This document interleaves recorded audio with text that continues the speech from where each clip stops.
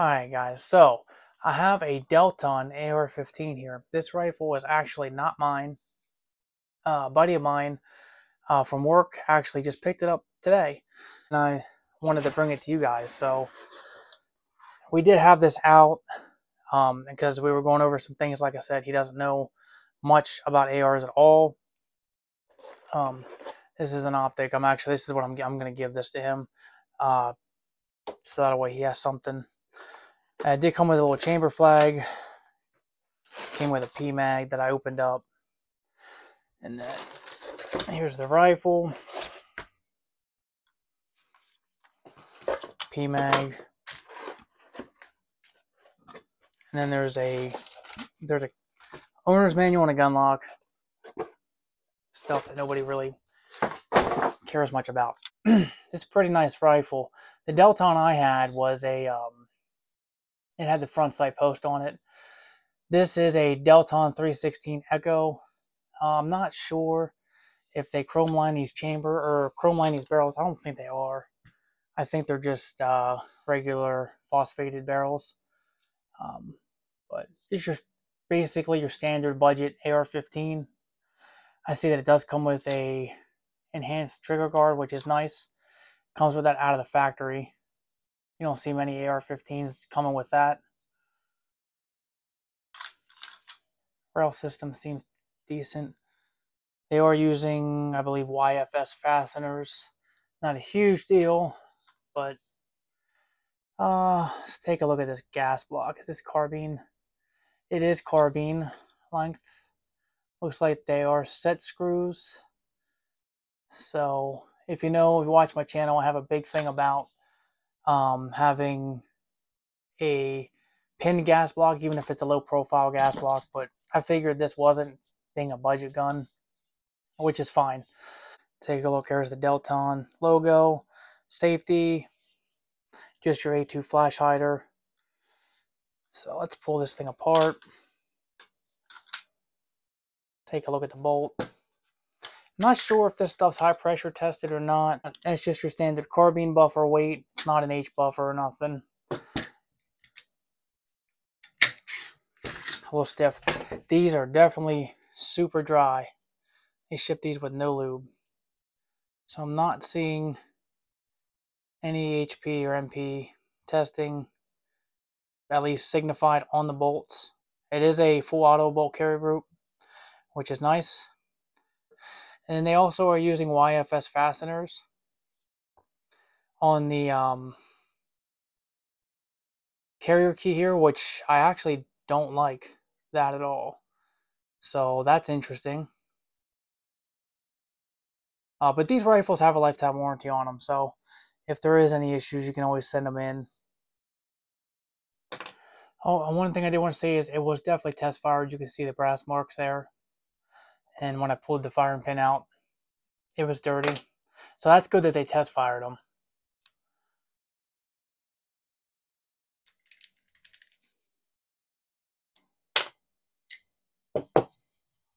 Alright. Yeah, I don't see any MP markings or HP, which is fine. Most of these budget guns, they're just batch tested. They're not, they don't do each individual one. Like, well, heck, I think even PSA does individual testing. At least their suppliers do. They don't themselves, but anyways, should be a decent bolt. I'm not sure the specs on this.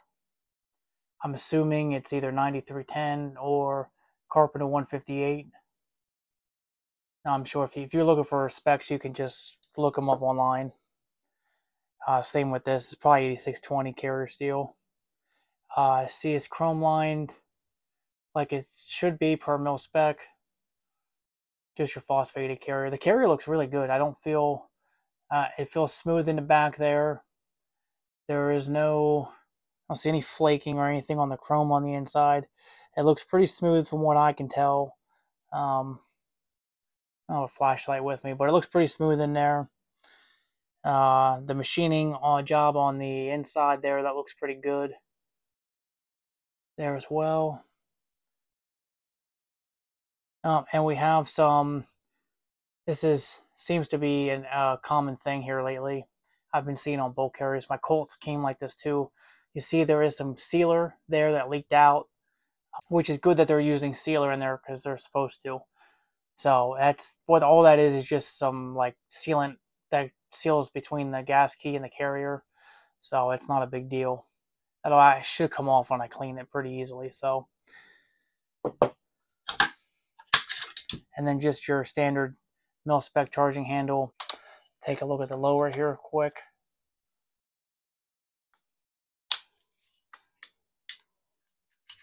Good tension on that. So everything looks really good. I only have one complaint, and that's with the carrier keys, with the carrier key screws. But you know what? I was gonna put it back together, but I'm not gonna do that because it's gonna get cleaned right now and greased and oiled. So far, the only thing that I'm a little disappointed in is the YFS fasteners and the staking job. All right, actually, I took a better look here at this staking job off camera. Actually, the staking looks pretty good. I lied on that. The staking job looks actually pretty sufficient. So the only issue with the gas key here is the YFS fasteners. I'm not sure if that's a huge deal or not. I'm not sure if YFS makes grade 8 fasteners or not. So I guess we'll see how that holds up over time. But as for the staking job, I'll say the staking job looks decent, pretty decent. They're not going to come out, so. So I don't know what I did with the footage, and I don't know why there's no sound to this clip, because I'm voicing over this in post-edit. But anyways, so this rail system here, the screws were actually loose. So I had to back both of the screws out, apply Loctite, and retighten them down. So it's just one of the things that you have to check with budget guns like this. Things like that, they don't get any kind of Loctite on them, and they need Loctite. So found the specs. I'm going to put those in. One thing I noticed was this barrel is actually a heavy barrel. That's actually pretty good. That's pretty cool. Didn't expect there to be a heavy barrel in there. I did see that it says that it is not chrome lined. It's not nitrided, just magnesium phosphate coated, which is not the best. Obviously, I prefer at least, at minimum, a nitrided barrel. But for a beginner rifle, this should do just fine, especially for the price. I also seen that it's saying that these fasteners are grade 8, so I'm assuming YFS does make grade 8 fasteners, so which is good. That's per mil spec. Obviously, I don't prefer the YFS fasteners. Those are obviously made in China. So, well, other than that, everything looks good. I did see, if you take a close look at those, there seems to be some kind of Loctite or rock set or something in there, which they're supposed to be. They did appear to be tight, so that should be good. So the only issue that I found was the these screws here. We're out of the range this morning. Got the Delton all cleaned and oiled, ready to go. Gonna shoot about 50 rounds. 40 rounds are gonna be AAC. And then I just have some ballistic tip. I'm just gonna make sure that cycles. In the gun, just zero the red dot. So I found a rear sight I gave him. Told him he has to order the front sight because I don't have one. But so we got him pretty good fixed up. So I got him a decent little red dot. It's a Primary Arms MD20 with the Shake Awake. And then I also gave him this bag I got with the 1 AK from Atlantic Firearms. And got him a thing of oil and gave him some extra mags to have. So it should be good on that aspect for a little bit anyways. Alright, I have about 10 rounds loaded up in this mag and then in this mag. Shoot these quick and then I'll give you my final thoughts.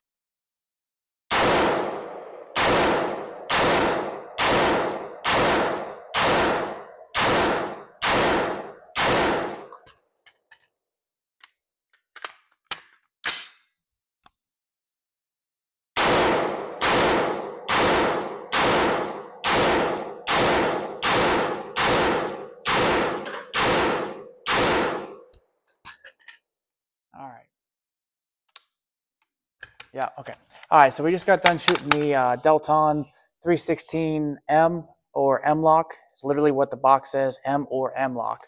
So the gun shoots good, cycles. It's definitely overgassed. I mean, it's a carbine length um, budget gun.